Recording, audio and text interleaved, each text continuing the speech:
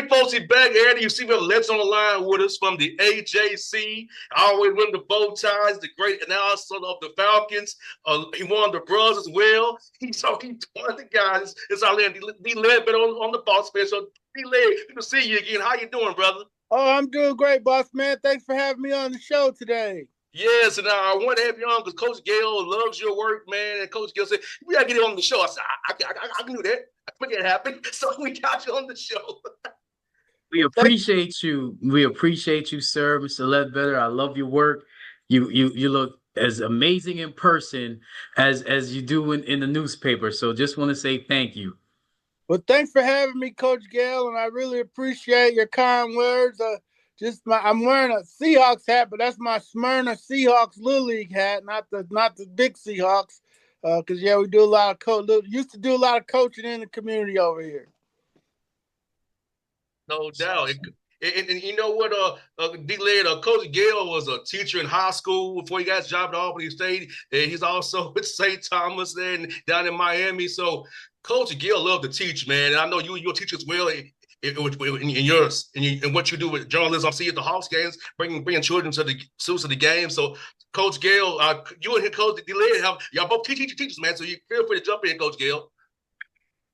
So Mr. Ledbetter, I know that you're in the community still, and I know you've been, doing things in journalism and doing things in education for a long time. So we have a lot of young people that will tune into this show and try to figure out what their path is. Talk a little bit about your career path from its genesis, maybe in high school, college to where you are right now. Yeah, Coach Gayle, it all started. My journalism career started in junior high school when I'm on the team, but they needed articles for the junior high student newspaper. So my English teacher got me involved with the student newspaper, which now that be probably the student blog or social media or however the teams communicate in their high schools now, or the yearbook. And it just kind of grew from there. Did it in high school, went to college, got a journalism degree, and was able to land some job. But also, ended up going to law school there on the side, which allowed me to teach at later on. But while continuing to work on my craft at various newspapers that, for our kids now, they might not be around. There'll be websites instead of the Charlotte Observer, Cincinnati Enquirer, Milwaukee Journal, or the Atlanta Journal-Constitution. You got Bleacher Report, Yahoo, ESPN.com, The Athletic. It's going to be a different form, but there's still going to be stories to be told and for people to write them, produce them, talk about them, and be shot on camera and moved over the digital platform. So, just starting early and continuing to work on my craft was a plan that's worked out for me and probably be a good plan for the young kids that are watching today. I love what you said. Let me ask you this, D-Led. I know when I got started in 2012, it was really much you need to have callers behind your name and pretty much be on the radio or print. Now it's digital media. So for you being in print, but going more digital, how have you had to adapt yourself and how you go about the business of the day to the new way of putting on digital platforms rather than being in the paper so much? See, people like to be on their phones and iPads so much now. Yeah, the big change was, we used to be split. You had print, radio, and TV. And now you have to be able to go across all three of those platforms. I have to be able to go on the radio. I have to be able to go on television. You have to be able to do a podcast, which might be just reading what you wrote for the story and breaking it up in more digestible audio and digital form. So being able to write is still going to be the foundation of what you do, but you have to be able to span all the platforms. Now, it wasn't real easy getting used to being on camera. We didn't have cameras. We didn't have everybody with a cell phone in their pocket and everybody with their own YouTube channel. So it was a matter of getting used to that, talking to the camera, and being confident about your information. So, that all was, that's all done by your preparation and your homework. Because when you get on that camera, you got to make people believe that you're telling them the truth and you shoot them straight. If you shaky on the camera, they're going to sense that, okay, this guy, I'm wasting my time. He got a bunch of maybes and what ifs and therefore instead of I want them straight. So, yeah, the kids today, they grow up in a new era. They'll be more ready to be on camera. But, will they do the work to prepare to have the accurate and correct and detailed information? That's going to be the key for them moving forward. So, Mr. Ledbetter, I have a former student athlete that is currently in law school. What made you go and pursue a law degree? Well, we had always been underrepresented in the field. And so, everybody said, oh, there's too many lawyers. And my law professor told me, hey, there are not too many good lawyers. So, I wanted to be one of the good lawyers who helped out the community and, provided services that the community have been lacking or have been not, provided therefore. So, it was a vacuum that, in addition to being able to write, you could also help out the community with issues from elections to civil rights to employment law. That's why I was a corporate attorney and was proficient in those areas. Had there been any? I'm sorry, JR. I just want to ask you a question because you're fascinating, man. Somebody should write your biography. Had there been any clashes with you being obviously writing pieces and being in journalism? And then, I don't know if you've been practicing law while you were writing, but definitely having that knowledge, of the law. Had there been any clashes with any of the people that you've been working with or working for? Yeah, for a while I did both. The pre-internet, I was covering the NBA and working at Gonzalez, Sadio, Bersall, and Harlan in Milwaukee. But the clashes have come in the form of me covering the Pete Rose trial, which just came up. I was in law school at the Cincinnati Enquirer and was able to use sports and law in that. And then later in Atlanta, I was the lead attorney writer for us on the Michael Vick dogfighting trial. So, that was important trial that we had to balance, the importance to the football team along with his legal rights in a federal RICO dogfighting trial. Myself and Steve Weiss, who's at NFL Networks, Steve took the team and I took the courts that year, trying to make sure our coverage was, ahead of the nation and so forth. So we did a good job with that. That's when they've clashed. For me, there have been other cases where there have been civil issues with the teams. Bengals had one, and we used to then report on civil issues because they were just for money. But we been able to cover some of the, two of the pretty big cases in the last 40 years: Pete Rose and Michael Vick. So those two worked out very, very well for myself. And Mr. Dillon, let me ask you this, man, because you brought up Pete Rose. They say he can make be in the Hall of Fame now. They took him off the ban list. So, what are your thoughts on having been around for that? What are your thoughts on him potentially getting in the Hall of Fame now? Well, I mean, they have a character issue in the Baseball Hall of Fame, and so the gambling part was he bet on his team, but there's some other character issues that he had. Outside of the field that in baseball, they get to take that into consideration. And as you know, I'm one of the football voters and we don't, we stick just to the field and what they did as a player. So, for instance, Lawrence Taylor has had problems off the field, but they're not supposed to come into that room. It's just what he did on the football field for the Giants. And there's some other more high profile guys that or in the Hall of Fame that, have been accused and acquitted of very serious charges. So it's a different rule for baseball. And, I kind of know some of the stuff off the field that would make me really hard to follow those rules and vote for him on the character part. But the baseball part, he would be a first ballot, no question guy. No doubt. It's on you, Coach Gayle.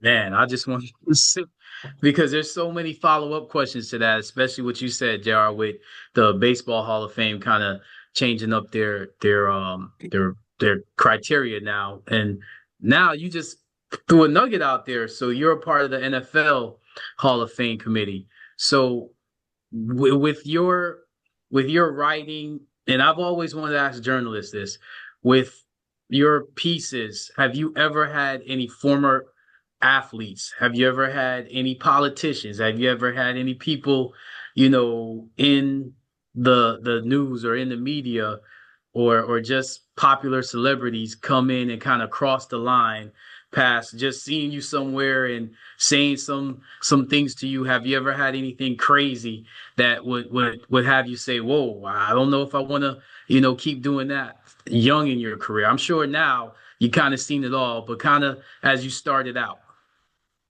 Yeah, you have players that have issues with some things you write. I know Sterling Sharp, when he's getting ready to go in the Hall of Fame, we were able to help him get in the Hall of Fame.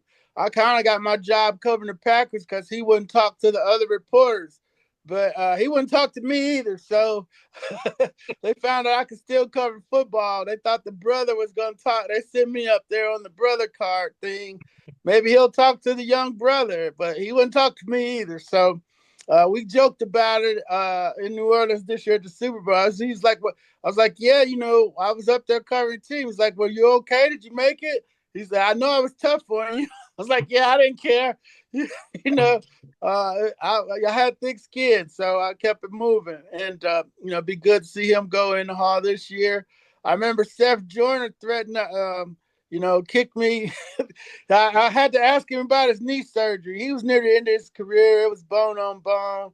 And, he was just gutting it out, trying to make it another year. And he was like, "What part of no comment don't you understand?" And so I'm a smart aleck reporter. I started writing down what part of no comment. And he lost it. And so I got in trouble that day. I had to report myself to my editors and so forth. But yeah, for the most part. Then recently, we had Croy Bierman up here, who was married to one of the Real Housewives of Atlanta, and so I wrote it. So I went up to talk to him, and he wouldn't talk to me after a mini camp or something. And so I asked Cunningham, I was like, "What did I do to Croy?" And he's like, "Well, he Googled it and he said, yeah, this story right here." And I apparently wrote a story that he was a reality TV star, and now he wanted to be a reality football star. so, so he didn't like that, and we had a picture of Kim Zolciak on the paper, and they're not supposed to have pictures according to Bravo. But once she came on the practice field, my photographer didn't know. So, those are some of the conflicts we've had over the years. Not real major stuff, but some you're gonna have some enemies, and you're gonna have some supporters. You try not to make sure that the quarterback or Julio Jones or the stars, you make sure you have a good relationship with them. But some other people you may not. I hear that. So, Coach, would you take one of his questions, Coach, from D-Led after the game, Coach, after you mad? Just get a question from D-Led, Coach. You know what I thought about you, JR, when he said he wrote down, "How many times have I said no comment?" Because you know I'll do that, Coach. You know how I'll do that. Yes. I write down what you say. Just what you said. I'm saying that is a great story right there. Yes. Then now, D-Led, Coach Gayle is a very laid back guy, except for he's on the sidelines, Coach Albany State. Now, in your coaching career, D-Led, do you get very heated on the field, or do you kind of just be like, "Okay, come on, let's chill," or you get really intense out there, kind of like Coach Gayle does? When I started out, it was kids. So, coaches, I had like 5 all the way up to 12, 13. But at first, I was off the chain. And then I was like, why am I yelling at 5-year-olds? so I had to refocus, and I got Tony Dungy's book, The Quiet Storm. I think that's it. It's over there on the case. But Coach Dungy talked about how he never raised his voice, how Chuck Noll never raised his voice at them. how he looked the kid, players directly in the eye and shot them straight. So I would make sure I talked to my kids in a low tone and make sure they understood the assignment and made them look me in the eye. If they didn't, we had problems. We had to work on that. But I toned it down. We started winning. I had some very good teams. Won a Coach of the Year one year for all of Northwest Georgia. And so, I had to switch it up and take a different approach and just make sure it focus on the kids and their assignments and not all the yelling and screaming. If stuff went bad, it was probably because we didn't work it out during the week. If you get in a game and you're doing something new, something different, then you just kind of roll out there rolling the dice. So we try to make sure we had them well prepared with the scripts. I always had good help. Via the Dan Quinn would let me use tackling dummies and all kinds of stuff like that, so we can make sure our teams were fundamentally sound and ready to go on Saturdays. That's a real coach right there. I like what you said, that if it doesn't go well on game day, that means you did something wrong in practice, because I never like to do anything weird in practice. So, a lot of people are gonna ask how many, professional athletes came through your, youth league, but I'm gonna ask about just the careers, because you've been coaching for a minute now, just the careers and kind of spotlight some of the young people that have come through your league. And to me, any career is good. I just love to see your mentorship and your leadership led to, changing communities. Yeah, no doubt. Justin Hayes was All-American at Sanford. He works for the Falcons right now. Lawrence McIntosh played at a few different schools, ending at Maryland Eastern Shore. He's a fireman over there in Westlake. Keyshawn Johnson, he was on the Illinois State All NCAA tournament teams, and Keyshawn was my reverse tailback. He didn't like to get hit. He was real fast, but he's doing well down in Florida. I got kids teaching. Got kids. Got one that's flying planes down in Pensacola in the Air Force. A quarterback. He was drafted by the Oakland A's. He was a big baseball star. Turned out being a big baseball star in the SWAC by way of Navy. And so he's in Navy down there flying planes. So it's good when they pull you up at the CVS, like, hey, this is Jordan McKinley, your running back, or this is Gabriel Smith, your old running back, and so forth. So, some of the kids have gone and do a great job in the community. I had one kid go to Dartmouth, a lot of college kids, and some have had pro tryouts. And we had one cornerback, Chris Harris from the Bengals, who did make it all the way through. Lorenzo Carter, he's still playing. He's over in Tennessee now with the Titans. He came up through Norcross, and sometimes I don't get the kids that I recruited. Like Kyle Hamilton was one of my kids, and he's in with the Ravens now, Pro Bowler. His family moved to Dunwoody. I had to send him to another team. Once the gas went up, back when I was coaching, it was $1, so you could recruit the whole city. But now, once it went up, I was like, hey, no, y'all just stay over there with the Atlanta Colts, and you'll play for Marist. And he went on to start at Notre Dame and become an All-Pro in the NFL. So we recruited Cam Newton. We had Christian Coleman, the sprinter. Christian was his dad was from St. Louis. I was from St. Louis, so we used to scrimmage each other. Martise Moore, he's a hurdler, all ACC hurdler at Louisville, and he's doing good. And Johnny Cummins III was a returner and special teamer at Morehouse. He's just light people up, and he's selling Lexuses down the street here. So I love the fact that I always taught them that, hey, we took them to get their library cards after they registered. So I was like, hey, if you're going to spend 6 hours a week out here with me, get me 6 hours in the library too. So we were preaching education and the discipline that you learn on the football field, you can apply it to your academics. And so some of them clearly did that, and that makes you feel real proud. Oh, 100%. 100%. D-Led, I told you this before, my dad was a coach, so I grew up around coaching.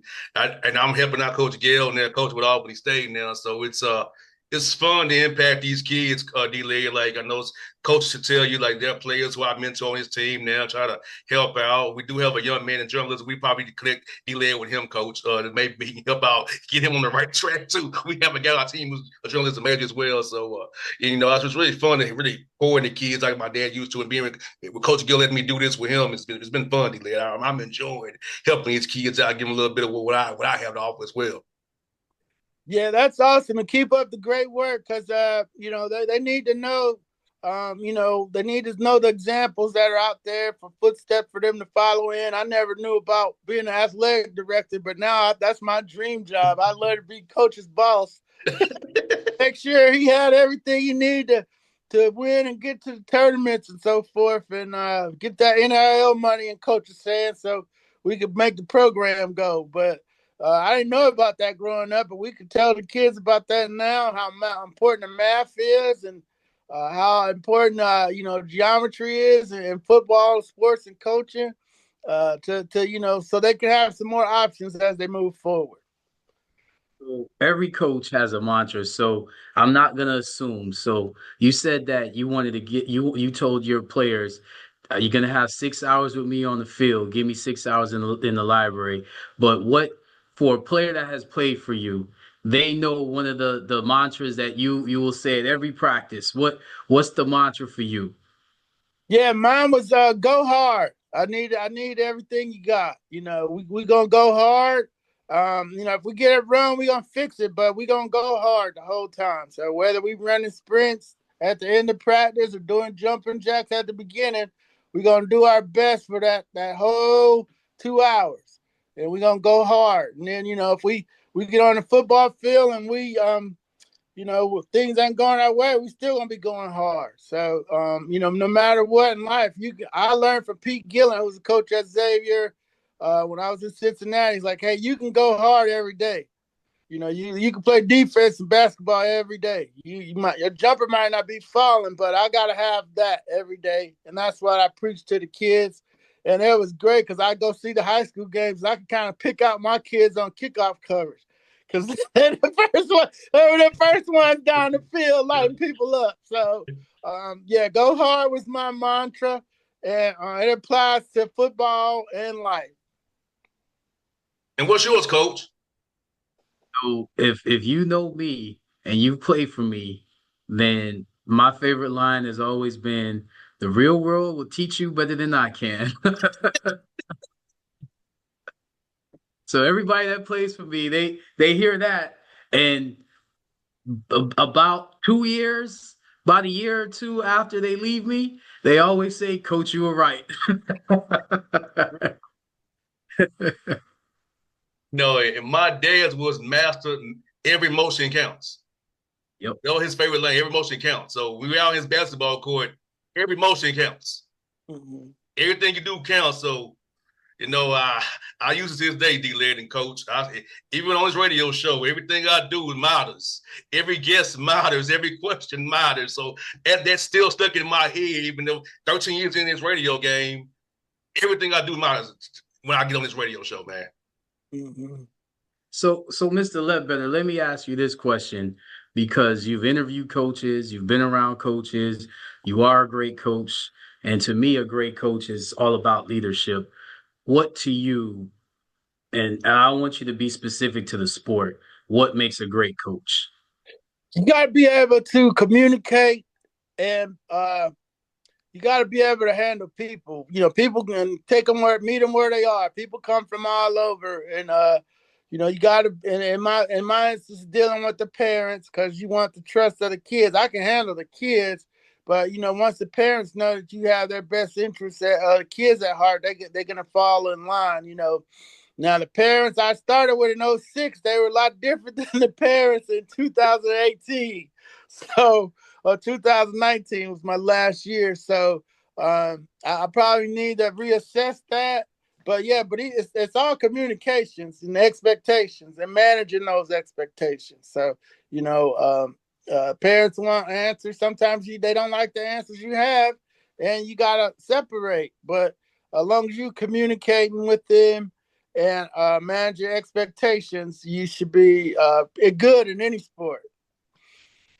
100%. Well, Delayed, let me ask you one last question, man, about this. For you, man, for the young journalists out here who watching the show and the communications majors are out here, what advice would you give them while they're in school to kind of build themselves, establish themselves to get ready to get out in the real world, try to get them a job after college? Yeah, stick to the sound fundamentally. It's just like football. Don't be trying to catch the one-handed pass when you can't catch the fundamental straight ahead pass. Don't be trying to be Stephen A. Smith where it took him 20 years to get there. You got to handle the basics first. So build your solid foundation and not just rely on quick, short, hot takes or yelling, screaming. There's got to be some work put in. So there's got to be some dedication to the craft to put in the work and make sure that you are fundamentally sound before you start growing and going off into different other things. So yeah, fundamentals, just like in basketball or just like riding a bike. You're not going straight to the Tour de France. On your first day getting on the bike, you're not. You're gonna fall a couple times.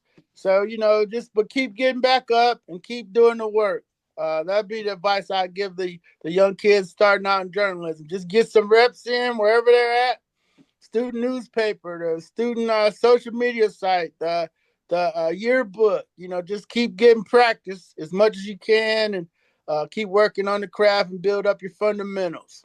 Oh, let us know on you, Coach. Take it where you want to go, brother. So my last question because you're in sports media and I'm a coach and we're not just talking about the big news in the coaching world today, but with this has been going on really for the last few years with coaches kind of getting fired before, and it's at all levels, high school, college, NBA, kind of coaches getting let go before they can really do the job that they were hired to do. And they did the job that they were hired to do. They surpassed expectations, but for whatever reason, the bar got lifted before they can actually catch the bar. What do you think about this climate with just coaches in general? It's you're a coach. What do you think?